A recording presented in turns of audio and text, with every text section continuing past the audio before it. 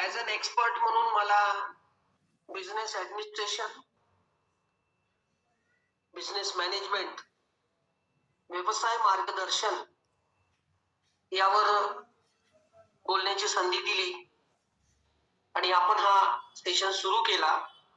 हा पहिला सेशन आपला आहे, पहिलाच वर्ग आपण म्हणायला हरकत नाही, क्लास नंबर 1. तर मित्र हो, प्रथम है व्यवसाय, दुय्यम है नौकरी और तृतीय है चाकरी. आपण व्यवसायामध्ये जेवढे पुढे जाऊ शकतो तेवढे नोकरीमध्ये जाऊ शकत नाही. वेगवेगळ्या प्रकारची बंधनं त्यात असतात. व्यवसायामध्ये बंधन फक्त एवढंच असते की आपल्याला तो व्यवसाय साधारणतः 10 ते 12 तास चालवावा लागतो. पुढे जायचं असेल तर अल्टरनेटिव्ह अरेंजमेंट असेल तर ही करता येईल. तर माझ्या वयातील बरीचशी मित्र इंजिनियर आहेत, ऍडव्होकेट झाली, उच्च शिक्षण घेतलं, परंतु ते त्यांच्या वडिलांचे व्यवसाय आजही चालवत. साधारणतः व्यवसाय हा व्यवसायच असतो. आपल्या समाजातील बहुतांश वर्ग जो आहे या सर्वांनी व्यवसायाकडे वळावं.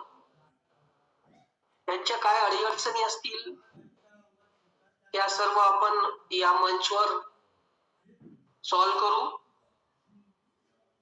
आता व्यवसाय हा व्यवसायच असतो. व्यवसायाची जागा कशी निवडायची, कोणता व्यवसाय निवडायचा, कुठे करायचा, यावर आम्ही या ठिकाणी आपणास मार्गदर्शन करणार आहोत. व्यवसाय हा व्यवसायच असतो. बंधूंनो, एक वाक्य फक्त लक्षात घ्या. If you born in poor family that is not your mistake. Understand my point. If you born in your poor family, that is not your mistake. But when you died in your same family, that is your mistake. जन्मापासून मृत्यूपर्यंत तुमच्या हातामध्ये असतात 25, 30, 40 वर्ष. या 40 वर्षामध्ये तुम्हाला तुमची प्रगती दाखवावी लागते. तुम्ही काय करता, कुठे तुम्ही स्टेबल आहात, कुठे स्टेबल होणार आहात, काय करणार आहात, या सर्वांचा विचार यंग जनरेशननी करायला पाहिजे. बिझनेस चालेल का, त्यात प्रगती होईल का, त्यासाठी तुम्हाला तुमच्या अंगी नम्रता असायला पाहिजे आणि सगळ्यात महत्वाचं म्हणजे संयम. आज तूप आपण खाल्लं की 8 दिवसात रूप येत नाही. त्यासाठी रोज 1-1 चमचा तूप खावं लागते. ते 5 वर्षांनी तुम्हाला दिसतं की हा याचा इफेक्ट आहे. तसंच व्यवसायाचं आहे. एकदा व्यवसाय सुरू केला की तो व्यवसाय कमीत कमी 3 वर्ष मार्केटमध्ये यायला आणि त्याच्यानंतर त्या परिसराची मागणी लक्षात घेऊन, ग्राहकांच्या मागण्या लक्षात घेऊन त्यांचा पुरवठा तुम्ही करणे आणि त्या मार्केटमध्ये सेटल होणे, स्टेट होणे. यातून मी 2-4 गोष्टी तुम्हाला सांगू इच्छितो. व्यवसाय नवीन सुरू केला की काय काय अडचणी येतात. एक तर कर्ज घेऊन तुम्ही व्यवसाय सुरू केला असेल तर तुम्हाला बरीचशी कंट्रोल करावं लागते.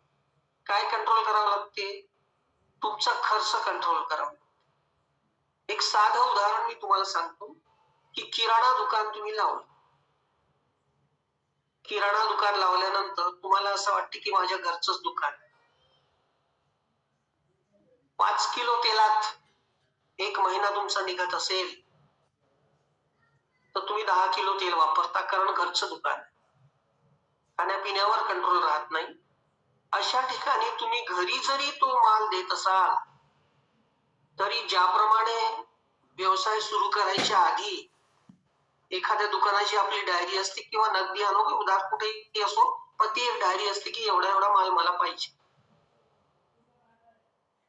तसंच दुकान लावल्यावर सुद्धा ती डायरी मेंटेन करा. किती रुपयाचा किराणा माल तुम्ही घरात देत आहे त्याची नोंद ठेवा, आणि तुमच्या होणाऱ्या व्यवसायातून तेवढी मार्जिन रक्कम, होणाऱ्या किराण्याची रक्कम तुम्ही व्यवसायात घाला.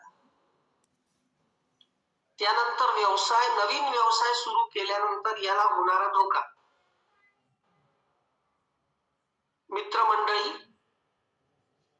सगळे सोयरे, नातेवाईक आणि गावामध्ये असणारी मंडळी म्हणजे फ्रेंडशिप, मित्रमंडळी, यापासून या व्यवसायाला 200 ते 500% धोका असतो मित्र. कसं? तुम्ही त्याच गावात जर व्यवसाय लावला तर तुम्ही समजून चाला की आपला धोका हा 100% आहे, म्हणजे आहेच. आता तो धोका तुम्ही म्हणाल की नाहीच, त्यासाठी तुम्हाला तुमच्या स्वभावात बदल करावा लागतील. कसा? फ्रेंडशिप आहे, रिलेशनशिप आहे, सगळे आहे, आणि तुम्ही एखादा व्यवसाय लावला, तुमच्याकडे कोणी उधार मागायला आलं, तुम्ही चक्क नाही म्हणू शकता.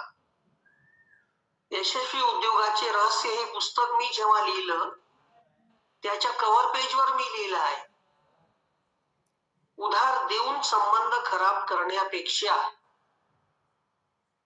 परत एकदा सांगतो, उधार देऊन संबंध खराब करण्यापेक्षा उधार न देता संबंध खराब केलेले बरे.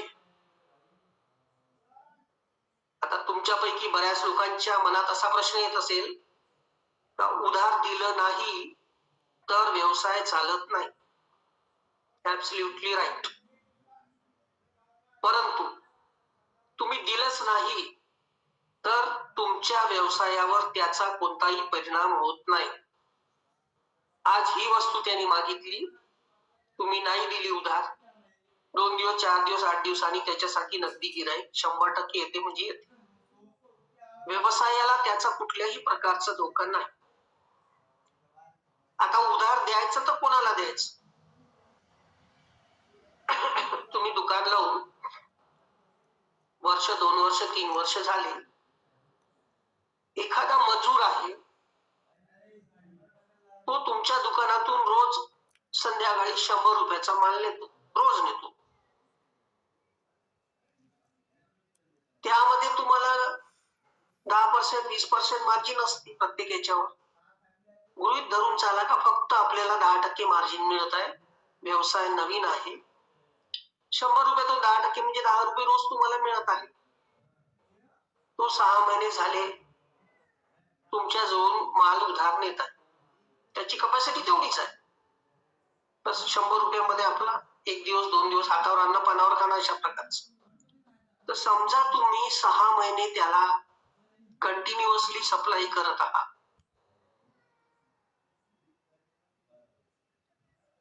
6 महिने म्हणजे 180 दिवस, 150 दिवस तुमच्याकडून माल नेला, रोजचा 10 रुपये प्रमाणे तुमचा नफा झाला 1500. 1500 रुपयामध्ये जर तो 6 महिन्यांनी तुमच्याकडे आला का भाऊ असा असा प्रॉब्लेम झाला, 4-5 दिवस झाले मला कोणतंच काम नाही आहे, मला तो 2-3 दिवसासाठी लागेल असा किराणा दे, तुम्ही त्याला डोळे लावून देऊ शकता. त्या माणसाकडून तुम्ही 1500 रुपये कमाई केलेली आहे. 300 रुपये तुम्ही डुबले असे समजून जरी त्याला दिलं, त्याचा दिवस त्याचे खराब, अतिशय गरिबीचे असतील, ते निघून जातील, आणि तो पुन्हा 5-6 दिवसांनी तुमच्याकडे येतील, हे तुमचे पैसे घ्या, थोडे थोडे देईल, कसंही देईल. सांगायचं तात्पर्य एकच की ही उधारीची टॅक्ट आहे. उधार कोणाला द्यायचं? जो तुमचा कंटिन्यू ग्राहक आहे, त्याच्यापासून तुम्ही कमाई करू शकता, अशा लोकांना तुम्ही 10%, 20% कमावलेल्या प्रॉफिटचा त्याला उधार म्हणून दिलं तर कोणत्याही प्रकारची हरकत नाही. हा अनुभव आहे. व्यवसाय करावा की करू नये आत्मपरीक्षणाद्वारे हे ठरवावे. ओके. हं. आपण व्यवसायामध्ये शिरण्याच्या पहिले किंवा व्यवसाय करायचा हे निश्चित झाल्यावर तुमच्यामध्ये आत्मविश्वास असल्यावर तुम्ही तो व्यवसायाची निवड कशी करायची हा महत्वाचा मुद्दा घेऊन तुम्ही तो व्यवसाय सुरू करू शकता. आणि माझं असं म्हणणं आहे की शक्यतोवर व्यवसाय हा आपण ज्या ठिकाणी राहतो तिथून लांब असं ठिकाणी करावा, जेणेकरून उधार मागणाऱ्यांचा त्रास तिथे होत नाही. आणि आपण काय करतो, कुठे व्यवसाय करतो, काय करतो याची नवख्यांना माहिती असल्यामुळे ओळखीच्या लोकांचा त्रास त्या ठिकाणी होत नाही. आणि व्यवसाय करायचं हे एकदा निश्चित झालं की व्यवसायाची निवड करा आणि तुम्ही ज्या ठिकाणी वास्तव्यास आहेस त्याच्यापासून 5-50 किलोमीटर दूर जाऊन व्यवसाय करावा. त्या ठिकाणी धोका होण्याचे चान्सेस नसतात. नेक्स्ट. हा, एक सेकंद हा. एक सेकंद होल्ड करा.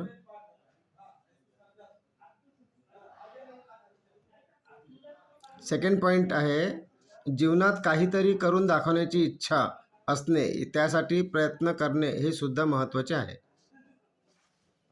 याच्यामध्ये जीवनात काहीतरी करून सांगायच्या पहिले करायची इच्छा आहे यामध्ये मी आधीच बोललो.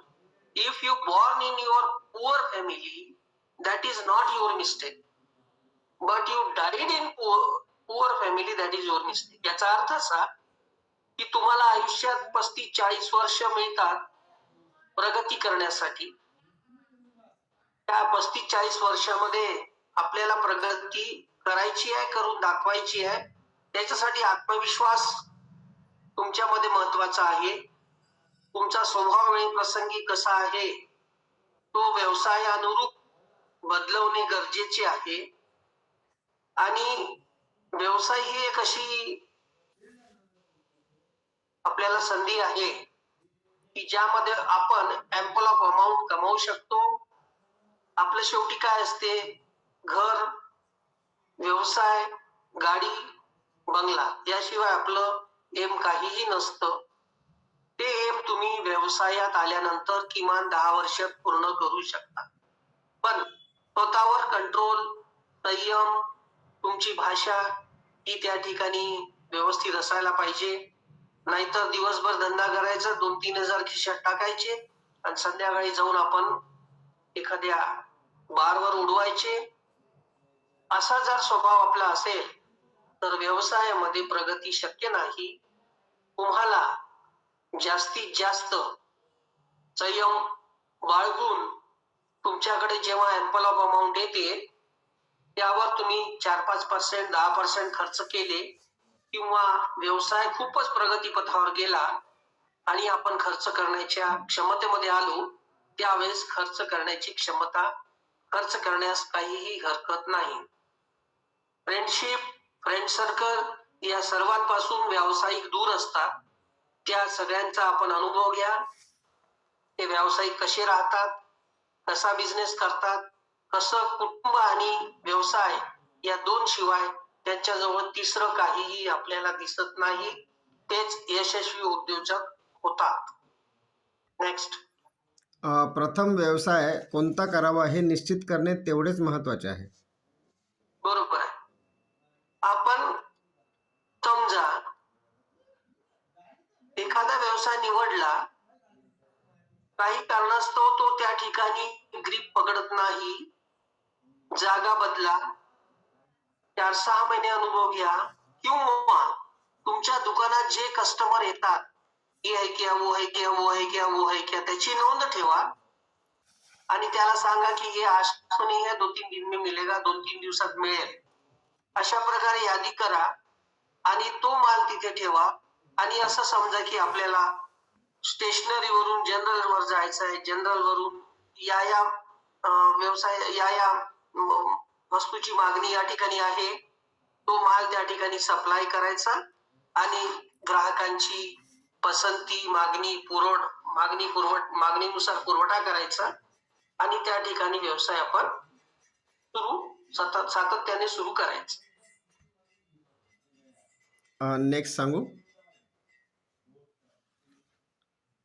हॅलो, हो बोला ना. नेक्स्ट सांगू ना? हो सांगा ना. हां, व्यवसाय शक्यतो राहतो ठिकाणी हे झालं वाटते ना? हो दादा. बरं, एक सेकंड.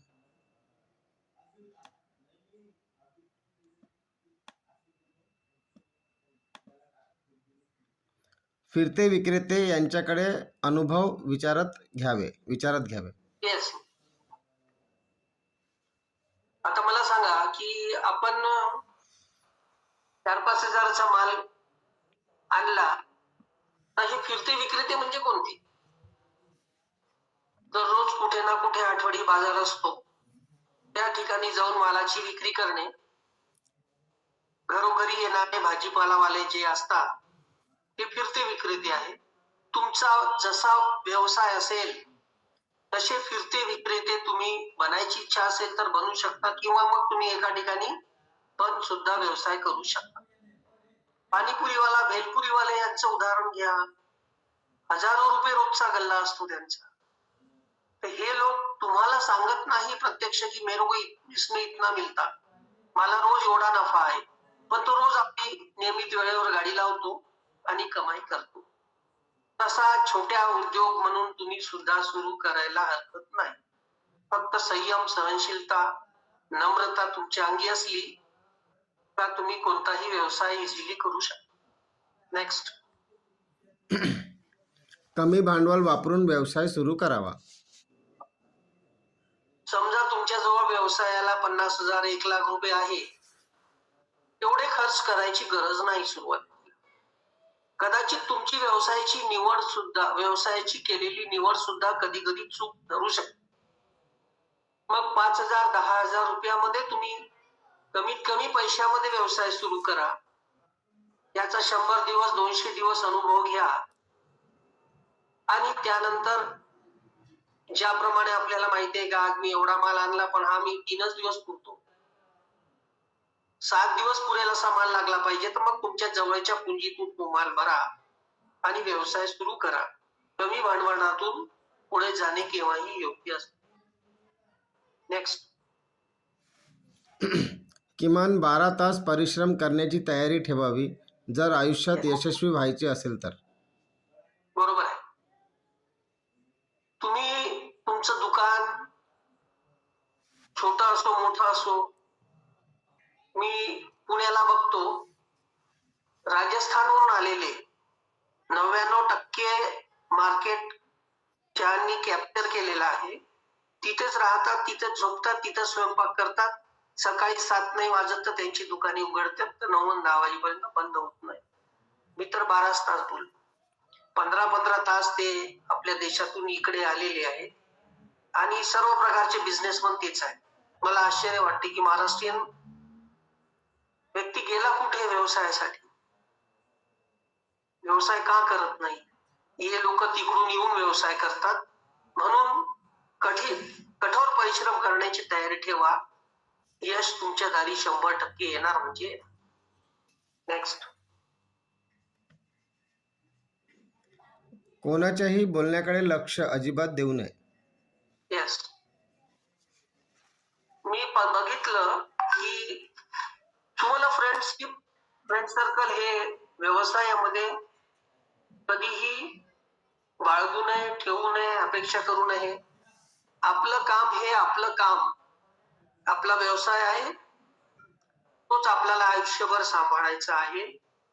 मुलाबाळांचं शिक्षण करायचं आहे आणि आपल्या फॅमिलीला खुश ठेवायचं आहे. एवढंच फक्त तुम्ही लक्षात ठेवायला पाहिजे. मित्रमंडळी असली, मिळाली का मग तुमचं पुढे काय होईल हे तुम्हीच ठरवायचं असतं. नेक्स्ट. मृदू स्वभाव, शांत, संयम, हसमुख चेहरा, ग्राहकांचे स्वागत, प्रेमळ भाषा बाळगावी. साधारणतः तुमच्या दुकानात ग्राहक आला आणि तुम्ही मोबाईलवरच बोलत राहिले 10 मिनिट, ग्राहक थांबेल का? ग्राहक थांबणार नाही. तुम्ही तुमचा अनुभव घ्या ना. तुम्ही एखाद्या दुकानात गेले आणि तो मोबाईलवरच बोलत आहे, तुमच्याशी बोलतच नाही, तुम्ही स्वतःच चालले जाता. तसंच ग्राहक आले दुकानात, हाँ भैया क्या चाहिए आपको, ये होना, ठीक आहे. त्याचा स्वागत करायचं, शब्द सुमनांनी स्वागत करायचंय. तुम्हाला हार तुरी त्याला द्यायचीच नाही. याचा अर्थ असा की तुम्ही तुमची भाषा, मृदू स्वभाव, हसतमुख चेहरा हा जर राहिला तुमचा, तर तुमच्याकडे येणाऱ्या ग्राहकांची संख्या वाढल्याशिवाय राहत नाही. नेक्स्ट.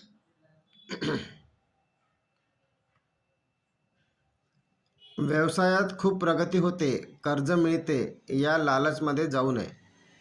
येस. तुमच्याकडे व्यवसाय सुरू केला की उधार देणाऱ्यांची रांग लागते. ये माल रखो, वो माल रखो, वो माल रखो, बेचने के बाद पैसा देना, ऐसा करना, वैसा. परंतु ज्या वस्तूची मागणी आहे तीच वस्तू तुम्ही घेणे, माथाफोडी करत बसायचं नाही की ये अच्छा है, वो अच्छा है, ये रखो, वो रखो.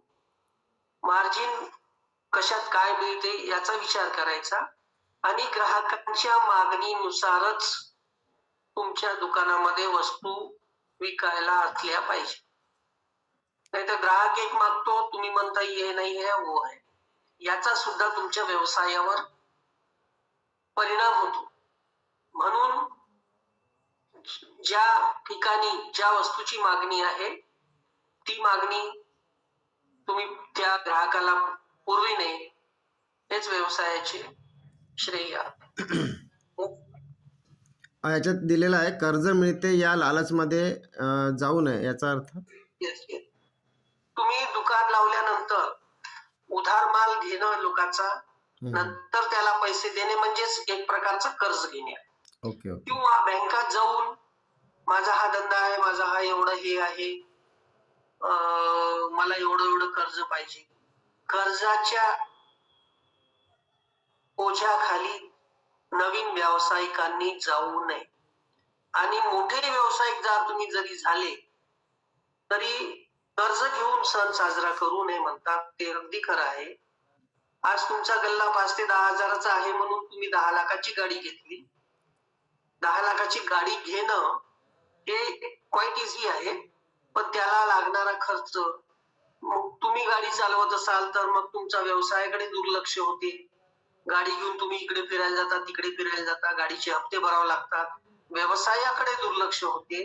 म्हणून कोणत्याही कारणासाठी शक्यतोवर कर्ज न घेता तुमच्या प्रॉफिटवर, नफ्यावर तुम्ही हळूहळू माल भरून त्या व्यवसायाला प्रगतीपथावर नेणे हेच तुमचं काम आहे. कोणत्याही कर्जाच्या मागे लागूच नाही असा माझा सल्ला आहे. वाईट संगत, वाईट सवय असेल त्याचा त्याग करावा.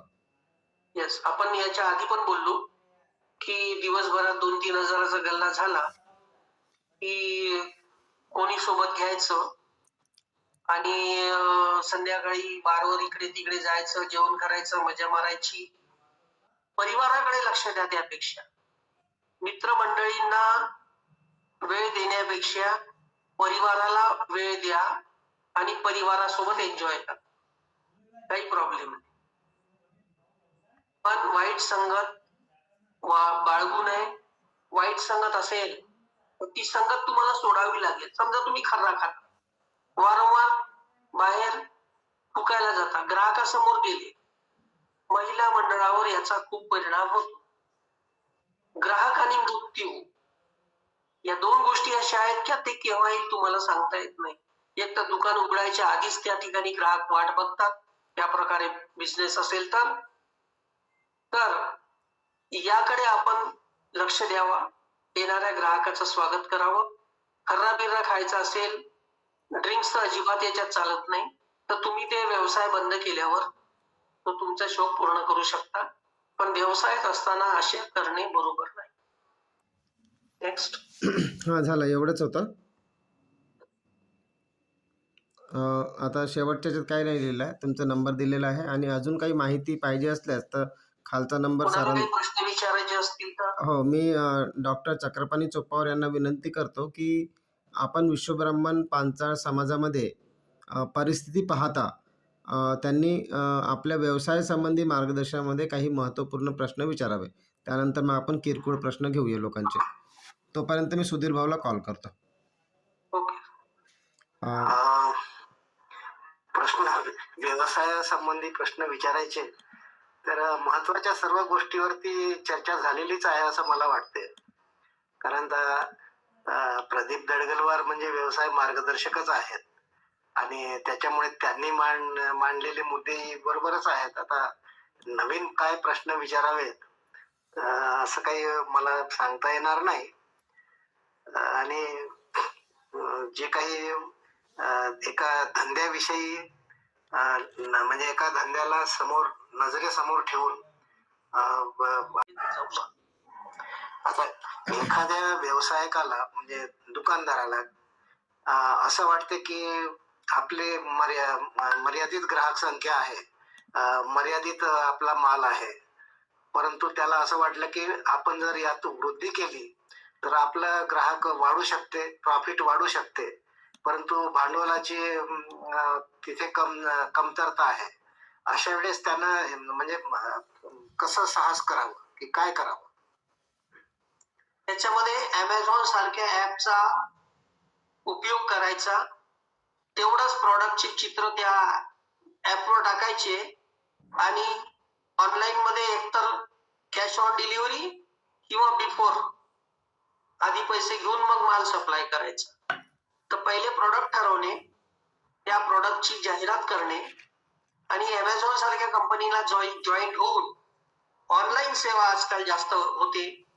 घरपोच डिलिव्हरीची सेवा होते, तिथे बोर्ड लावा, माल घरपोच मिळेल, किराणा असो कोणताही असो.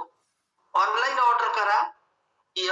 तुमच्या पुण्याला नुसती पानं जर 15 रुपयाची 20 रुपयाची घ्यायची असेल तर ती सुद्धा त्या फ्लॅटवर आणून देतात. ब्लिंकिट नावाची कंपनी आहे, ती 100% सर्व प्रकारची सेवा देते. आपण सुद्धा त्यांना म्हणायचे की तुम्ही मला फोन करा, ती वस्तू आपण आपल्या अल्टरनेटिव्ह माणसाजवळ त्या ठिकाणी पाठवा. अशा सेवा आजकाल लोक जास्त मागतात आणि जास्त सेवा जसं जसं तुम्ही देत राहाल तसे तसे तुमचे ग्राहक वाढत राहतील. बचत गटाशी संपर्क करा. एखादा बचत गट जर एखाद्या पापडाची, कुरड्याची, शेवयाची प्रोडक्शन करत असेल तर अमेझॉन सारख्या कंपनीला जॉईन करायचं, सर्व्हिस प्रोव्हायडर बनायचं, त्याचा प्रॉफिट आपण घ्यायचा. पॅकिंगचा जमाना आहे, वेगवेगळ्या प्रकारचे वेस्टर्न वापरा आणि तुमचा माल विका. अमेझॉनवर तर खूप चालू आहे आजकाल, माल खूप विकला जातो. बरोबर, अशा कंपन्याचा वापर आपण करून व्यवसाय वाढवू शकतो. परंतु व्यावसायिकांचा जर अंदाज चुकला आणि काही माहिती चुकीची त्याला मिळाली किंवा त्याच्या समजुतीनुसार जर तो पुढे जाऊन फसवला गेला तर कुठले कुठले असे क्षेत्र आहेत की म्हणजे कुठले मुद्दे आहेत की तो फसवण्यापासून स्वतःला वाचवू शकतो? याला आपण सायबर क्राईम म्हणू शकतो. कोणत्याही ग्राहकाला माल देण्यापूर्वी त्याची, तुम्हाला होलसेलिंग जर करायचं असेल तर हा प्रॉब्लेम होतो. रिटेलिंग मध्ये असं एखादंच होते किंवा माल वापस येतो. होलसेलिंग करताना तुम्हाला खूप सावधानता बाळगावी लागते. असे खूप ऍप आहेत की जे ऑर्डर की आत्ता परवा आमच्या सोबत पुण्याला झालं. एक सांगतो, एक बेकरी आहे डायमंड बेकरी म्हणून. तर डायमंड बेकरी बंद असते रविवारी. नेमकं एका कस्टमरनी त्या डायमंड बेकरीच्या वेबसाईटवर जाऊन 666 रुपये पाठवले आणि अशा प्रकारची केक तुम्ही आम्हाला पाठवा. 666 रुपये गेले. त्यांनी सांगितलं की अर्ध्या तासात माल येते, 1 तासात येते, 2 तासात येते, 3 तासात येते. 6 तास झाले तरी माल आला नाही. डायमंड बेकरीच्या नावाने बोगस वेबसाईट एका जणाने ओपन केली आणि तो रविवारी त्या ऍपचा वापर करतो. जेवढे जेवढे लोक रविवारी पैसे पाठवतात तेवढे चालतात. म्हणून तुम्हाला तुमचा अभ्यास सुद्धा महत्वाचा आहे. तर ही बेकरीच्या वेबसाईटवर काय लिहिलेलं आहे, तिथे जर लिहिलं आहे संडे क्लोज, मग तुम्ही कशाला विनाकारण दुसरी अल्टरनेटिव्ह वेबसाईट बघता. या ठिकाणी सुद्धा तुम्हाला तुमची हुशारी बघायला पाहिजे. आता काही व्यावसायिक असे आहेत की आपला व्यवसाय वाढावा म्हणून त्यांच्याकडे भांडवल नसते तर ते कर्ज काढतात, विविध मार्गाने कर्ज काढतात आणि कर्ज काढत जातात आणि नवा व्यवसाय वाढवत जातात, कर्ज काढतात, व्यवसाय वाढवत जातात. असं करत करत बरंच कर्ज होते, व्यवसाय चालू राहतो पण कर्ज पण खूप राहते. तर हा काही धोका आहे का त्यात? 100% धोका आहे. तुम्ही एकदा एका ठिकाणचं कर्ज घेतलं, हा, त्याचं युटिलायझेशन कसं केलं याचा अभ्यास करा पाहिजे. बरोबर. तो माल तुमच्याजवळ किती शिल्लक आहे, हा, याचा अर्थ असा आहे की तुमच्या व्यवसायातून मनी डायव्हर्ट होत आहे.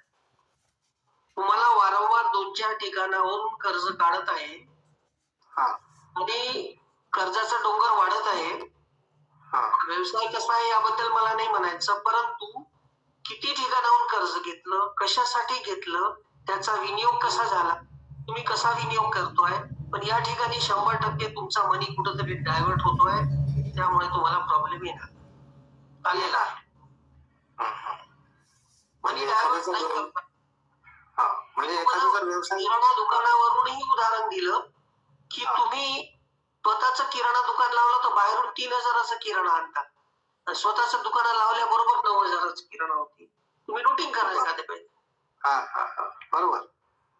तर याच्यामुळे सुद्धा तुमच्या व्यवसायाला धोका होतो. 6,000 रुपये प्रॉफिट कमायला 60,000चा माल विकावा लागतो. हो, 60,000चा माल विकणे म्हणजे 2 महिन्याचा नफा गेला. बरोबर. हा सगळा हिशोब तुम्हाला एवढा बारीक करावा लागेल, तरच तुम्ही व्यवसायामध्ये जाऊ शकता. बरोबर. म्हणजे करावं लागतं. चांगला व्यावसायिक होण्यासाठी कर्ज आणि खर्च ह्या गोष्टी सुद्धा तेवढ्याच महत्वाच्या आहेत. त्याच्याकडे दुर्लक्ष करून आपल्याला चालणार नाही. बरोबर. तुमची घरी लावलेलं किराणा दुकान 3 वर्षात बंद पडते, आणि बंद पडणारं कारण म्हणजे तुमचं घर. हा, हा, बरोबर. ठेवला नाही आणि तुमचा व्यवसाय सुरू व्हायच्या आधी 3,000 तुमच्या किराणात तुमचं घर चालत होतं. दुकान लावल्याबरोबर ते 9,000 गेले. असं झालं ते. याच्यावर कंट्रोल कोण करणार? तुम्हीच करणार. 3,000चा किराणा आहे, तुमची जुनी यादी एवढी आहे, मी तेवढाच देतो. वरचं लागत असेल तर आणा पैसे, टाका गल्ल्यात. असा स्ट्रिक्ट कारभार पाहिजे. तुम्हाला स्वतःवर कंट्रोल करावंच लागेल ना, नाही तर मी घरी दुकान लावलं, पंतप्रधान रोजगार योजनेने कर्ज दिले आणि तुम्ही तुमचा व्यवसाय घरीच चौपट करून टाका. बरोबर होते 100%. म्हणून तुम्ही जर 3,000चा किराणा दुकान लावायच्या आधी जर आणत असाल तर तुम्ही जरूर तेवढा किराणा तुम्ही देऊ शकता. तर तुम्ही 9,000चा देताय तर तुमचं काम आहे 6,000 रुपये टाकणं. आज एका वर्षात 6,000 म्हणजे वर्षाचे 72,000. 72,000 म्हणजे 7,20,000चा सेल करा, तुम्ही तेवढा खर्च होतो. असं होते. बरोबर. काही लोक एक आपला व्यवसाय करत राहतात आणि व्यवसाय चांगलाही चालला आहे, प्रॉफिटही बऱ्यापैकी आहे. असं करत असताना व्यवसाय वाढण्याच्या हेतून एक दुसरा व्यवसाय त्याला जोडतात. तर दुसरा व्यवसाय जोडत असताना काय रिस्क असते? दुसरा व्यवसाय जोडताना कोणत्याही प्रकारची रिस्क नसते. पूरक व्यवसाय हे करावे लागतात. त्या व्यवसायाशी निगडीत असेल तर करा. आता मला सांगा, किराणा दुकान तुम्ही लावला, तुमच्या दुकानात पाणीपुरीचे पॅकेट आहे, समोर तुम्ही फुटपाथवर एक पोरगा ठेवून इकडचेच पाकिट तिकडे दिले, रस्सा बनवायला सुरू केलं तर तुमचा 1,000 रुपये गल्ला तिथंच तयार होतो. झाला पूरक व्यवसाय तुमचा. झाला नाही पूरक व्यवसाय. किराणा दुकानातच मिळतात पाणीपुरीचे पॅकेट. मग ते पॅकेट विकल्यापेक्षा तुम्ही समोर ट्राय करा ना. तुम्हाला जर अल्टरनेटिव्ह व्यवसाय पाहिजे, पूरक व्यवसाय पाहिजे, इथेच तुमचा 500 रुपये गल्ला होतो, रोजचा तयार होते. क्वालिटी मेंटेन करा. पूरक व्यवसाय करायला काहीच हरकत नाही, परंतु अनेकदा जर असं तुम्हाला वेगळं दुकान लावण्याची गरज नाही. एक पोरगा ठेवा फक्त, त्याला म्हणा हे पाणी आहे, हे पुरे आहे, 10 रुपयाला 5 जे काही तुम्हाला विकायचं तेवढं विका. तुमच्या समोरच तो इमिजिएट सेल होतो तिथे आणि तुमच्या धंद्याला तो पूरक व्यवसाय होतो. पूरक व्यवसाय म्हणजे त्याच धंद्याला अनुरूप असे पाहिजेत. पूरक व्यवसाय जर भिन्न मार्गी असेल आणि भिन्न मार्गी करायचे असेल तर अशा वेळेस मग अमेझॉनचा ऍप घ्या, बचत गटाचं कोणतं प्रॉडक्ट आहे ते बघा, अमेझॉनची ऑर्डर आल्यानंतर पॅकिंग करून सप्लाय करा. त्याच्यावर तुम्ही इकडचं तिकडे तिकडचं इकडे करू शकता. तसं करण्यामध्ये पाहिजे मॅन्युफॅक्चरिंग पेक्षा, असं माझं म्हणणं आहे. मॅन्युफॅक्चरिंगच्या मागे कोणताच लागू नये, फक्त आउटसोर्सिंग म्हणजे मॅन्युफॅक्चरिंगच्या मागे लागू नये. नाही. मॅन्युफॅक्चरिंग मध्ये मोठी रिस्क असते आणि मोठे मासे लहान माशाला बिलकुल खाऊन टाकतात. तुमच्यामध्ये तेवढं उधार देण्याची क्षमता नसते. बरोबर. आणि मोठमोठ्या कंपन्या ज्या 40-50 वर्षापासून आहे ते किती उधार देऊ शकतील? तुम्हाला उधार तेवढं देता येत नाही, तुम्हाला वसुली करता येत नाही आणि मॅन्युफॅक्चरिंगची किंमतच निघत नाही. तेवढे लावण्यापेक्षा आउटसोर्सिंग करा. आउटसोर्सिंग मध्ये हा प्रॉडक्ट नाही चालला का त्याला गोळी मारा, त्याला दुसरं प्रॉडक्ट घ्या. ते नाही चालला तिसरा प्रॉडक्ट, चौथा प्रॉडक्ट घ्या, क्वालिटी घ्या. आउटसोर्सिंग करा, व्यवसाय. परंतु एखाद्याला मॅन्युफॅक्चरिंगच काम करायचं आहे तर त्याला म्हणजे काय करावं लागेल भांडवलासाठी? मग त्याच्यासाठी आहे ना, जिल्हा उद्योग केंद्र 15% देते, 75% बँक देते आणि 10% तुम्हाला द्यावं लागतं. मॅन्युफॅक्चरिंग करा आणि मॅन्युफॅक्चरिंग करणाऱ्याचे मोबाईल नंबर मी देतो तुम्हाला. त्यांनी मॅन्युफॅक्चरिंग केले, व्यवसाय चालू केले, त्यांचा सेल बघा, हे मार्केटमध्ये किती प्रकारचे टिकतात ते बघा.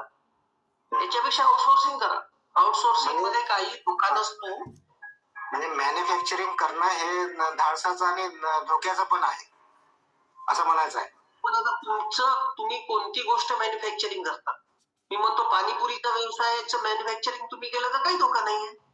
हा बरोबर. छोट्या प्रमाणातला आणि छोट्या उद्योगामध्ये मॅन्युफॅक्चरिंग मध्ये 25 हजाराची मशीन आणा, पाणीपुरी तयार करा आणि प्रत्येक शॉपला जाऊन सेल करा, काही धोका नाही तुम्हाला.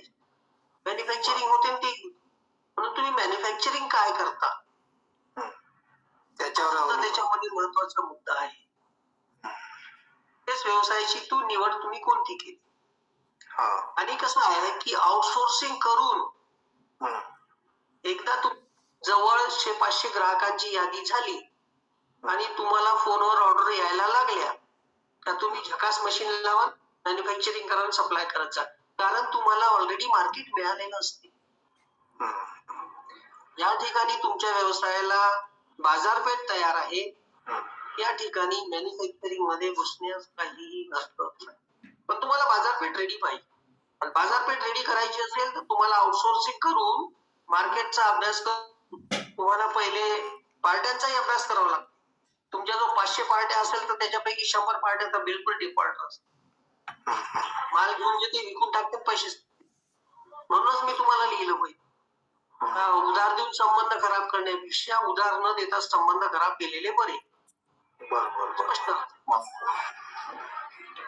म्हणजे एवढ्या सगळ्या गोष्टी सांभाळावी लागतील. मॅन्युफॅक्चरिंग हे रिस्की काम आहे आणि ग्राहक सांभाळणे आणखी. जर एखाद्या वस्तूचं मॅन्युफॅक्चरिंग करायचं आहे तर तुम्ही सुरुवातीला 10%, 5%वर आउटसोर्सिंग करा. इकडून आणा, तिकडे विका, पार्ट्यांची नावं जमा करा, कोणत्या चांगल्या पार्ट्या, कोण पटकन पैसे देते हे बघा आणि पुढे जा. मग तुमचं मॅन्युफॅक्चरिंग केलं तर तुमचा बाजारपेठ ऑलरेडी मिळाली असते. डोळे लावून प्रोडक्शन केला का, पॅक केला का, चालला माल, पॅक केला का चालला. याच्यासाठी तुम्हाला बाजारपेठेचा अभ्यास करून बाजारपेठेतून सिलेक्टेड, स्टँडर्ड आणि बिलकुल इमानदार पार्ट्या शोधावं लागतील. चोपावरजी, आपल्या मदत सुधीर भाऊ आलेले आहेत. त्यांना समोरच्या विषयासाठी सुधीर भाऊ यांना आमंत्रित करतोय. सुधीर भाऊ, कृपया आपला विषय मांडावा प्लीज. माझा आवाज येतोय का? हो, क्लिअर आहे. माफ करा, मी थोडं म्हणजे कॅब घरी चाललो बेंगलोरला आहो मी, परंतु 15 फोन आल्यामुळे बोलून आलो. आजचा हा विषय खूप चांगला होता आणि सर्वांना ज्याकडे वळण्याची गरज आहे. आता नॅशनल एज्युकेशन पॉलिसीमध्ये सर्व सेंट्रल गव्हर्नमेंटनी सर्वांना निर्देश दिल्यामुळे सर्व युनिव्हर्सिटीजमध्ये आता स्किल डेव्हलपमेंट, इंटर्नशिप हे सर्व BA, BCom, BSc या सर्व कोर्सेसला लागू झाले. त्याचा उद्देश हाच होता की प्रत्येक विद्यार्थ्यांमध्ये कुठे ना कुठे उद्योगशीलता रुजली पाहिजे त्या शिक्षण घेताना. त्यामुळे तो विषय काढण्यात आला आणि हा विषय घेताना मुलांना तिथूनच त्यांच्या उद्योगशीलता निर्माण झाली पाहिजे. जसं आता BA, BCom करताय त्यांना इंटर्नशिप आहे, कुठेतरी एखाद्या उद्योगात जाऊन इंटर्नशिप करणार, कोणत्या उद्योग क्षेत्रात जाऊन करणार, तर त्याच्याने त्याच्या उद्योग क्षेत्राची त्याची ओळख होते आणि खरोखरच उद्योग कसा चालतो त्याचं ज्ञान मिळते आणि तशा पद्धतीने तो उद्योग समोर करू शकतो. आणि हा उद्योग करण्यापेक्षा उद्योगशील वृत्ती जी आहे ती कशी रुजू करायची हे फार महत्वाचं आहे. जसं मी आता रत्नागिरीला आहोत, कोकणात आहोत, तिथं बऱ्याचशा फॅमिलीज काय करतात, छोटे छोटे उद्योग ते करतात. कोणी लोणचं करणार, कोणी पापड करणार, कोणी अनेक गोष्टी करणार आणि छोटे छोटे इकडे तिकडे आता अभ्यास बचत गटामार्फत सुद्धा बघा, ज्या भगिनी त्यांना कोणतंही प्रशिक्षण नाही, जास्त कोणतं शिक्षणही नाही, तरी पण त्या खूप चांगले व्यवसाय करून राहिल्या. तर अशा प्रकारे उद्योगशीलता निर्माण करणं आपल्या तरुणांमध्ये किंवा आपल्या परिवारांमध्ये अशी उद्योगशीलता निर्माण करणं हा फार महत्वाचा भाग आहे. आणि त्याच्यासाठी बरंच काही करण्यासारखं आहे. एका विद्यापीठाने काय केलं, आम्ही कॉलेजमध्ये गेलो, खूप चांगलं कॉलेज होतं. ते फर्स्ट इयरच्या विद्यार्थ्यांना त्यांनी काय केलं, प्रत्येक विद्यार्थ्यांनी 500 रुपये दिले. फर्स्ट इयरच्या जेवढे काही विद्यार्थी त्यांना 500 रुपये दिले आणि त्यांना एवढंच सांगितलं, 500 रुपयात तुम्ही एखादं प्रॉडक्ट तयार करा. ग्रीटिंग कार्ड असेल, ते क्राफ्ट असेल, मेणबत्ती असेल, काय असेल ते त्याच्या 500 रुपयाचे कमीत कमी ऍटलीस्ट एक रुपया तरी जास्त प्रॉफिट कमवून जातात. तसे छोटे छोटे प्रयोग ते कॉलेज करतात. तर परंतु आपल्या फॅमिलीमध्ये सुद्धा आपल्या मुलांची उद्योगशीलता कशी रुजवायची हे सुद्धा मार्गदर्शन खूप आवश्यक आहे. कारण करिअर आपण जेव्हा गायडन्स म्हणतो तर कोणत्या प्रकारचं करिअर करायचं, फक्त आपण शिकून नोकऱ्या करायच्या का, आपण शिकून आपण तुझा व्यवसाय करायचा का, तर शिकून नोकऱ्या करण्याकडे जास्त कल आहे, पण आपण शिकून व्यवसाय केला पाहिजे याच्याकडे फार कमी कल आहे. त्याच्यामुळे काय होतं की समाजाची जी आर्थिक स्थिती आहे त्या उद्योगशीलतेमुळे समोर जाणार आहे. नोकरीच्या भरोश्यावर आपला समाज सदनशील होणार नाही. बाकीचे तुम्ही बघा, बाकीचे समाज बघा, ते काय ते त्या उद्योगशीलतेमुळे समृद्ध केले. म्हणून या प्रकारची वृत्ती आपण आपल्या समाजात, आपल्या कुटुंबात कसं आणू शकू हा एक आपल्याला चॅलेंजेस आहे. त्यासाठी आपल्याला काही प्रयत्न करण्याची गरज आहे. याच्यात घरी स्त्रियांचा वाटा होऊ शकतो. आपल्या सर्व मुलांना आपण घरी शिकवतो, घरच्या गावात शिकवतो. त्याच्यामुळे काय होते, इतके मुलं आपले प्रोटेक्टिव्ह वातावरणात शिकतात, त्यांना काही करावं असं वाटतच नाही. माझे वडील सर्व करणार आहे, मी फक्त कॉलेजमध्ये जाणार, अभ्यास करणार नाही करणार, ते काही त्याच्यावरही बंधन नाही, फक्त मी एक्झाम पास करणार. त्याच्यामुळे ते फार प्रोटेक्टेड वातावरण असल्यामुळे त्यांना पण असे काही चॅलेंजेस डेव्हलप होत नाही. त्या रत्नागिरीच्या कॉलेजमध्ये काही खेड्यावरचे मुलं येतात, ते अक्षरशः संध्याकाळी जाऊन एखाद्या दुकानात काम करतात, चांगले व्यवस्थित काम करतात, सेल्समनचं काम करेल, मार्केटिंगचं काम करेल, 2-3 तास काम करतात, आपल्या अर्थार्जन करतात. याच्यातून काय होते की त्यांनी पैसे कमवले पाहिजे अशी वृत्ती वाढते. तर हा एक जो विषय आहे हा आपल्याला आणखी एखाद्या 2-17 घ्यावं लागेल. आपले आणखी जे काही आपले सक्सेसफुल उद्योजक आपल्या समाजात त्यांना आपण एखाद्या प्लॅटफॉर्म आणूया, त्याच्या 3-4 लोकांचं एक पॅनल डिस्कशन घेऊया, जेणेकरून हा जो उद्योगशील वृत्ती जी वाढण्याची आहे ती वाढली पाहिजे. कारण सरकारने शासनाने खूप सोयी दिलेल्या आहेत. आता रविवारजी फार चांगलं प्रेझेंटेशन दिलं, फार चांगल्या गोष्टी त्यांनी सांगितल्या, अनेक योजना आहेत सरकारच्या, त्याच्यामधून आपण खूप फायदा घेऊ शकतो. पण हा फायदा घेण्यासाठी आपला समाज कितपत तयार आहे काय करायचं हा फार महत्वाचा चॅलेंज आहे. डिफिकल्टी नाही आहे, चॅलेंज आहे आणि कोणत्या ना कोणत्या प्रयत्नाने आपण करू पण शकूया. तर विद्यार्थी दशेमध्ये हा उद्योगशीलता अभ्यास कशी रुजल्या गेली पाहिजे हा फार महत्वाचा एक मला वाटते कन्सर्न आहे माझा. तर त्याच्यासाठी आपण काही प्रयत्न करूया. तो जर एकदा आला की मग सर्व योजना कार्यान्वित व्हायला लागतात. तर या निमित्ताने मी बोलू इच्छितो. धन्यवाद. धन्यवाद. तुम्ही पण महत्त्वाचा विषय महत्त्वाचा विषय सर्वांसमोर ठेवला आहे. कारण कसं आहे की आज आपल्या याच्यामध्ये बरेच लोक आहेत जे सोनारी धंदा करून आज आपलं परिवार इतकं समोर आणले की चांगल्या चांगल्या नोकरीवर, चांगल्या पदांवर, चांगल्या शैक्षणिक पदांवर लोक पोहोचलेत. धंदा करूनच पोहोचलो आपण. आधीच्या काळामध्ये नोकऱ्या कमी होते, परंतु जशा नोकऱ्या मिळायला लागल्या तर तेव्हा आता बघत आहे आजच्या कार्यक्रमावरूनही समजत आहे आणि चर्चेसाठी पण संख्या कमी दिसते. याच्यावर नक्कीच आपण व्यावसायिक लोकांनाच आपण आमंत्रित करू चर्चेसाठी. तो सत्र मला ठेवायचंच आहे. म्हणजे प्रत्येकाला आपल्या विश्वब्राह्मण समाजामध्ये कोणता मोठा गर्व झाला माहीत नाही, परंतु इतका चांगला प्लॅटफॉर्म त्याचा वापर होत नाही, इतके चांगले मार्गदर्शक येतात त्यांचा लाभ घेत नाही. तर हे चर्चेचा विषय आहे आणि याच्यासाठी स्पेशल चर्चा मी नक्कीच लावणार आहे. माझा एक प्रश्न राहिला आहे शेवटचा, मी प्रदीप भाऊला विचारतो आहे. माझा सुद्धा प्रश्न आहे. अनिल बाबा, तुमची परवानगी असेल तेव्हा मला सांगा. हो हो मी सर. विचारतो. तू पहिले विचार ना बेटा, मी नंतर विचारतो. हां, सर्वेश दगडेलवार प्लीज. मी सर्व तगडेलवार आहे, अमरावतीवरून. माझा प्रश्न सरांना असा होता की सरांनी कुठला व्यवसाय चालू केला, कोणत्या वर्षी चालू केला, ती आयडिया त्यांना कशी आली, जेणेकरून बाकी जे सगळे लोक इथे आज उपस्थित आहेत त्यांना एक आयडिया मिळेल की व्यवसाय कसा चूज करायला हवा. प्लस त्यांना आधी त्यांच्याकडनं कोणत्या चुका झाल्या जे आमच्याकडनं इंडिव्हिज्युअल नाही, यासाठी ते आम्हाला काय मार्गदर्शन करतील. खूप छान प्रश्न आहे. प्लीज प्रदीप भाऊ. व्यवसायाची निवड पहिले करायची, व्यवसायाची जागा पहिले ठरवायची, व्यवसायातील किती भांडवल आहे ते कसं तुम्ही अरेंज करणार हे ठरवायचं, त्याच्यानंतर पुढे जायचं.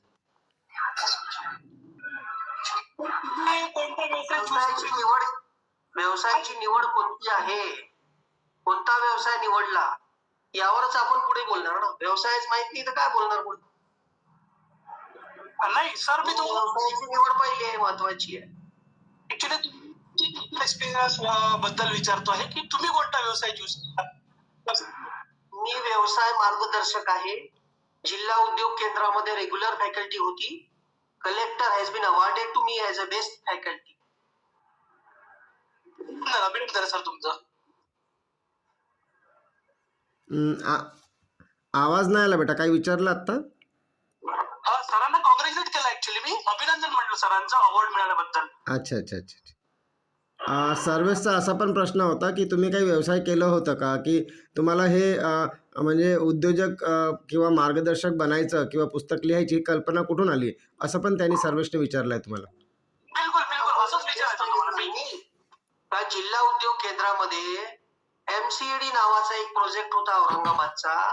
ते एमसीडी प्रत्येक जिल्ह्यात होतं आणि जिल्हा उद्योग केंद्रातर्फे ज्यांना ज्यांना कर्ज वाटप देत होते त्या सगळ्यांना एमसीडी मार्फत प्रशिक्षण मिळत होतं. मी प्रत्येक तालुक्यामध्ये अमरावती, वणी, त्याच्यानंतर कळम, नेर, जिथे जिथे एमसीडी उद्योगाचे जिल्हा उद्योग केंद्राचे ते प्रशिक्षण राहायचे त्या ठिकाणी मी प्रशिक्षक म्हणून जायचो. बिझनेस ऍडमिनिस्ट्रेशन आणि बिझनेस मॅनेजमेंट या विषयावर मी गेली 10 वर्ष लेक्चर दिलं. तेव्हाच कलेक्टरनी मला best faculty in the business administration म्हणून अवॉर्ड दिला. आणि माझ्या पुस्तकात जे लिहिलेलं आहे ते सर्व अनुभवाचे बोल आहे. कोणत्याही धंदेवाल्याला विचारा की तू पुढं कसा गेला, तू 10 वर्षात गाडी घेतली, घोडा घेतला, बंगला बांधला, तो कोणीही तुम्हाला सांगणार नाही. ते तुम्हाला माझ्या पुस्तकातून वाचायला मिळेल. नक्कीच. खूप छान. सर्वेश, आणखी काही प्रश्न बेटा? नाही सर, मी सरांचं पुस्तक नक्की वाचायचं नाही. सरांना अभिप्राय सुद्धा कळवेल. हो हो, नक्की नक्की. आपल्या मधात बनगिलवरजी आहात का, काही विचारायचं आहे आपल्याला? नक्कीच काही प्रश्न असेल आपल्याकडे. हो प्लीज. हो सर, 5 मिनिट आहे प्लीज. हां. तोपर्यंत मी एक प्रश्न विचारतो आहे, खूप महत्त्वाचा आहे. माझ्या मनामध्ये खूप इच्छा आहे की समाजामध्ये व्यावसायिक दृष्टिकोन वाढावा आणि महत्त्वाचं म्हणजे ग्रॅज्युएट झालेल्या मुलं जे घरी बसलेले आहेत, जे आज खाली आहेत, यांना असा कोणता छोटा व्यवसाय, स्पेशली महिला जे घरी आहे, खूप इच्छाशक्ती आहे, तर त्यांनी मगाशीच बरेचसे विषय निघाले की पापड झाले किंवा दिवाळीचे सणांचे काही आपले सणावारात बनणारे जे व्यंजन आहेत, हां, असे. आणि आजकाल कसं आहे, सर्व ऑनलाईन फॅसिलिटीज आहेत. बरेच काही गोष्टी घरच्या घरी बसून बनवता येतं आणि खूप सहज सोपी पद्धतीने ऑर्डरवर बनवून देता येतं. तर अशा व्यवसायाबद्दल थोडीशी माहिती आपण द्यावी, म्हणजे इथे रेकॉर्डिंगमध्ये येऊन जाईल प्लीज. बघा, लर्निंग बट अर्निंग 1980 ते 83 मध्ये मी माझ्या स्वतःचे गाईड्स, पुस्तकं, त्याच्यानंतर अभ्यासासाठी लागणारं मटेरियल, हे लर्निंग बट अर्निंग म्हणजे शिकत असतानाच मी अर्निंग कसं केलं. अच्छा. मला स्टेज डायरेक्टर आणि अनाउन्सिंगची खूप आवड होती. माझा आवाज अगदी क्लिअर आहे. आजही मी सुपारी, खर्रा बिर्रा काही खात नाही. त्याच्यात मी स्पष्ट आवाजात बोलू शकतो. तसंच माईकवरून पण मी स्पष्ट आवाजात बोलू शकतो. यवतमाळला मी ते अनाउन्सिंग करायचो सकाळी 7 ते 9, 7 ते 10, 3 तासाचं असायचं. मला कधी कधी तो व्यवसायाला त्यावेळेस टांगे होते. 1980 मध्ये असतं नाही. काही ठिकाणी ऑटोनी मी यवतमाळवरून मूलपर्यंत वेगवेगळ्या प्रकारची जाहिरात करायला, साडी सेंटर असो, बूट शॉप असो, कुठे प्रवचन असो, कुठे व्याख्यान असो, तर याचे मी प्रचार करत होतो. मला फक्त 3 तासाचे 9 रुपये मिळायचे. रोजची 2-4 कामं असायची. 20-30 रुपये मिळायचे. त्यावेळेस खूप होते तेवढे.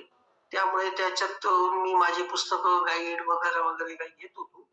तर हे लर्निंग बट अर्निंग म्हणतो. सांगायचं तात्पर्य एकच की ज्यांच्या संबंधात बचत गट आलेले आहेत, तर बचत गटांनी जे काही पापड वगैरेची निर्मिती केली, तर सगळ्यात पहिले घरोघरी जाऊन तुम्ही त्याचं मार्केटिंग करणं शिका.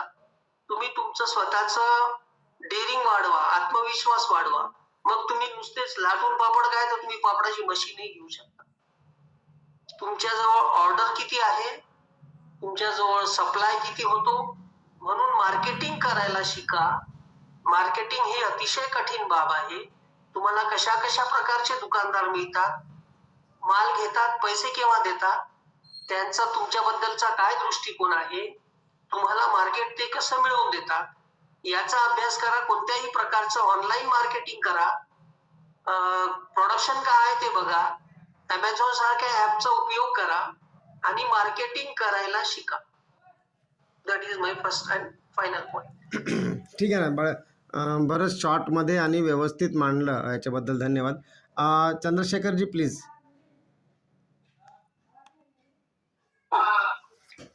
सर, तळ्यात उतरल्याशिवाय तळ्याची खोली आपल्याला नापता येत नाही. तसंच असते की बिझनेसमध्ये आपला समाज पुढे येत नाहीये, कारण त्यांना भीती वाटतं की बा चालेल नाही चालेल. पण जोपर्यंत तुम्ही सुरुवातच करणार नाही तर ते अनुभव पण येणार नाही. आणि बिझनेस हा एवढा मोठा व्याप आहे की कितीतरी नोकरीवाल्यांना तो आपल्या हाताखाली काम देऊ शकतो. पण आपला समाज हा व्यावसायिक असल्यावरही आज नोकरीच्या मागे लागतोय, ही मोठी एक दुर्दैवाची गोष्ट आहे. आणि एक तुम्ही बोलले की आपला बिझनेस हा घराजवळ नसावा, घरापासून दूर असावं. पण उधारी मागणारे कुठे पण येतात सर. त्यांना उधारी घ्यायची तर कुठेही असतं. आपण द्यायचं, तुम्ही बोलले मगाशी की देऊन खराब होण्यापेक्षा संबंध न देऊन होणारे खराब, तर ते प्रिन्सिपल आपण कुठे पण अप्लाय करू शकतो त्याला. आणि दुसरी एक गोष्ट, समोरचा जर नवीन असेल, नवीन माणूस नवीन माणसाला उधार मागत नाही. ओळखीचा असेल तरच माग. यासाठी नवीन ठिकाणी जाऊन व्यवसाय केला तर त्याची तुमची ओळखीच नाही राहत, तुम्हाला घरदार माहित नाही, नावगाव माहित नाही, तर तुम्हाला उधार मागण्याचा विषयच नाहीये. तरी पण असतात सर ते. आणि असतात ते. त्याची ओळख करायला पाहिजे. आणि असे लोक व्यवसायाला घातक असतात आणि ते मोठमोठे दुकानदारांनी पाठवलेले सुद्धा असू शकतात की हा आपल्याला उद्या पूरक व्यावसायिकदार म्हणून निर्माण होऊ शकतो. त्याचं दुकान कसं पाडायचं हे सुद्धा त्याच्यामध्ये राजकारण असते आणि तुम्हाला तिथून हटवण्याचा सुद्धा तो प्रयत्न करतो. याचाही विचार आपण केला पाहिजे. अशा लोकांपासून कसं सावध राहायचं. पण उधारी दिल्याशिवाय सर ते ग्राहक आपला मजबूत ग्राहकच होऊ शकत नाही. उधार देऊच नाही. उधार दिल्याशिवाय व्यवसाय कसा होईल? तो उद्याचा नाही ना. उद्या येईल तेव्हा मागची कल्पना आहे. उद्याच दुसरी वस्तू घेईल. हा ना. आणि ही कल्पना आहे उधार दिल्यावर धंदा चालते ही चुकीची कल्पना. असं तो डबल येणार नाही ना, दुसऱ्याला घेऊन येणार नाही त्यासोबत. द्या अशा ग्राहकांना सोडून द्यायचं. 10% लोक अशी असतातच. आणि तुम्ही त्याचं कामच असते. आज तुम्हाला उधार मागते, उद्या तुम्हाला डुबवते, उद्या तिकडे जाते, परवा चौथीकडे जाते, नेक्स्ट पाडवीकडे. म्हणजे ह्या कस्टमर क्वालिटी ग्राहकांच्या प्रकारामध्ये तसे उधार मागून डुबवणारे असतातच. सर हे डुबतात म्हणून काय नाही नाही, तो आता तुमच्यावर डिपेंड आहे. तुम्ही किती पुरता अशा ग्राहकांना. तुमच्या जवळ ताकद आहे का मी 50,000चा माल उधार देऊ शकतो आणि वसुली करू शकतो, करून बघा. उधार देणं फार सोपं आहे. आणि तुम्ही वसुलीला मागा ना. मग काय दुकान बंद करून तुम्ही यादी घेऊन काय नुसते उधारीच वसूल करत राहाल का? तुम्ही दुसरी गोष्ट म्हणाले ते की अमेझॉनला हे करा, अमेझॉन करा. तर हे अमेझॉन मुळेच तर आपण छोटे व्यावसायिक सगळे डुबून गेलोत ना. मग त्याला इलाज नाही. आता जशी मागणी आहे तसा पुरवठा करावाच लागतो. आता लोकांना घरात बसून जर विड्याची पानं पाहिजे, केळं पाहिजे, किराणा माल पाहिजे, तर मग त्याला तुम्ही काय करू शकता? तुम्हालाही त्याच्यामध्ये स्पर्धेमध्ये भाग घ्यावाच लागेल. पण अमेझॉन सारख्या या मेट्रो सिटीमध्ये चालतात. चंद्रपूर, राजुरी या बल्लारशामध्ये थोडी चालणार, नागपूरमध्ये थोडी चालणार आहे. पण नागपूर जसं जसं शहर मोठं होत जाते तसं तसं सर्व्हिस प्रोव्हायडरची गरज तुम्हाला पडते. सर पण अमेझॉन सारखे असे ज्या आता सोशल मीडियात आले आहेत त्यांच्यामुळे छोटे व्यावसायिक तर संपलेत ना. कारण छोट्या छोट्या गोष्टीसाठी लोक अमेझॉनचा वापर करतात. आणि छोटे मॉल आले, जसे आता आपण मॉलची सवय लावून टाकली आपण सगळेजण. मॉलला जातो. मॉल म्हणजे हा का विषय आहे? याच्यासाठी की छोटे व्यवसाय संपवण्यासाठीच मॉल आलेत.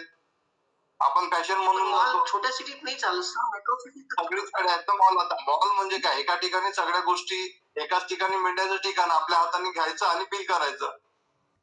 ज्याच्यामुळे घरात शेजारचे सगळे किराणा वस्तू घ्यावी लागतात. 7,000चं बिल होते, 9,000चं बिल होते. भटपल्लीवरजी तुमचे प्रश्न बरोबर आहे, परंतु सॉरी फॉर दॅट की परिवर्तनासोबत आपल्याला सुद्धा व्यवसायामध्ये परिवर्तनशील व्हावं लागेल. आपली चूक नाही आहे, परंतु ज्या पद्धतीनं प्रायव्हेट शाळा आली तर सरकारी शाळेची वाट लागलीच ना. पण सरकारी शाळेला जर ती व्यवस्था देण्यात आली असती तर स्वाभाविकता सरकारी शाळासुद्धा चालली असती. बरोबर बोलतो? आहे, परंतु घराशेजारचे दुकानं तर आपले वाचवावं लागेल ना व्यवसाय. नाही नाही, मी ते नाही म्हणतो. आपण मला चालत असेल डॉक्टर साहेब. ऐका ना मी काय म्हणतो बघा ना. तुमच्या प्रश्नाचं उत्तर तुमच्याच जवळ आहे. तुम्हीच मला सांगू शकता की या परिवर्तनामध्ये तुम्ही काय उत्तर देणार मला सांगा. हाच प्रश्न मी तुम्हाला विचारला, तुम्ही काय उत्तर द्याल मला? आपण यांना मार्गदर्शनामध्ये हे विचारू शकतो. मी पण व्यावसायिकच आहे, डॉक्टर आहे. तर आज ऑनलाईन डॉक्टरी सुरू झालेली आहे, बरोबर. पहिले मूवी बघायला बरेच लोक जायचे. आज सिरियल वगैरे टी व्ही घरी आल्यामुळे त्यांच्यावरही परिणाम झालेला आहे. त्यांचे मूवी पण नाही का डुप्लिकेट होऊन मार्केटला येतात. तर सर्वांना सहन करावं लागत आहे. आपण एक सहन करता अशातला भाग नाही. हा चर्चेचा विषय नाही आहे, हा समजून घेण्याचा विषय असं मला वाटतं. म्हणून बोललो मी, बाकी असं काही नाही. मला बोलायचंय, सरांनी अमेझॉनच्या माध्यमातून हा प्रोडक्ट विकायचं बोलले आहे, अमेझॉन कडनं खरेदी करण्याचं बोललेलं नाही. हे थोडस नोट करा सर प्लीज. आणि इंस्टाग्राम आणि फेसबुक आताच्या सध्याच्या परिस्थितीमध्ये खूप प्रभावी माध्यम आहे. आणि मी व्यावसायिक असल्याने म्हणजे ही गोष्ट मी जवळजवळ 2 वर्ष झाले आणि 2 वर्षामध्ये बराच वेळ लागला असता मला म्हणजे प्रसिद्धीसाठी, पण त्या 2 माध्यमातून मला बराच फायदा झालेला आहे. बरोबर, बिलकुल बरोबर बोलले की आपल्याला जे माध्यम आहे त्याचा वापर करायला पाहिजे. त्याला असं हे करायचं, बरोबर. त्याला फेस तर करावंच लागेल आपल्याला. तर आणखी कोणाला काही प्रश्न आहेत का प्लीज?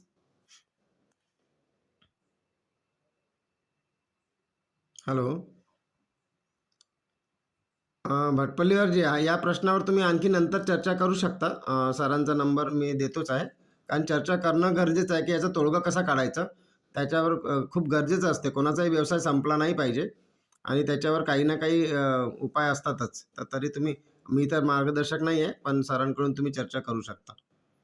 तर आणखी कोणाला काही प्रश्न असतील तर विचारावं, नाही तर आपण कार्यक्रम इथेच संपवूया.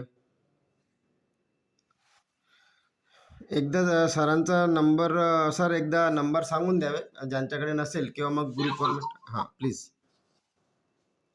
नंबर 98 नंबर नोट करावा. 98 नोट डाऊन करू शकता. 22 9822 89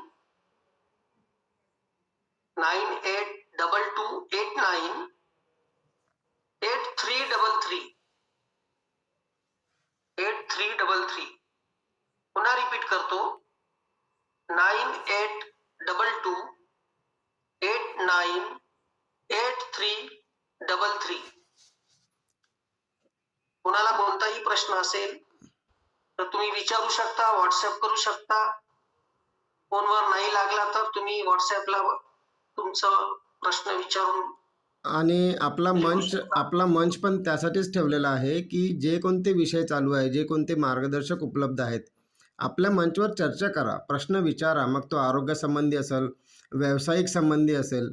आपल्याला उत्क्रांतीच्या दिशेने जायचं आहे. आपल्याला नुसतं हाय हॅलो, देवाचे फोटो, नुसतं इकडचे तिकडचे मॅसेज, तो नेता काय करत आहे, कोणत्या जातीमध्ये काय होत आहे, या भरकटलेल्या विषयामध्ये कोणासाठी आहे? ज्यांच्याकडे फुकटचा पैसा पडलेला आहे, ज्यांच्याकडे फुकटची नोकरी देवाने दिलेली आहे, फुकट बसून खायला भेटत आहे, ते त्यांच्यासाठी आहे. त्या संघर्ष करणाऱ्या लोकांसाठी नाही आहे. संघर्ष करा, शिक्षणामध्ये समोर या. आता असं जो शब्द वापरले मी आता, त्यासाठी क्षमा असावी, परंतु समाज प्रगती करणार, प्रगतीच्या विषयाने जर आपण चर्चा करू तर हा मंच आहे प्रगतीच्या दिशेने विचार करण्यासाठी.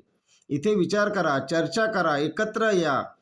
इतके चांगले मार्गदर्शक आहे आपल्या समाजामध्ये. किती प्रगती केलेले लोक आहेत, किती विचारवंत, शैक्षणिक दृष्टिकोनातून लोक आहेत. तर याचा भरपूर लाभ आपण घेऊ आणि अशाच प्रकारचे उत्क्रांतीचे कार्यक्रम, उत्कर्षाच्या दिशेने जाणारे कार्यक्रम आपण घेऊन येत राहू.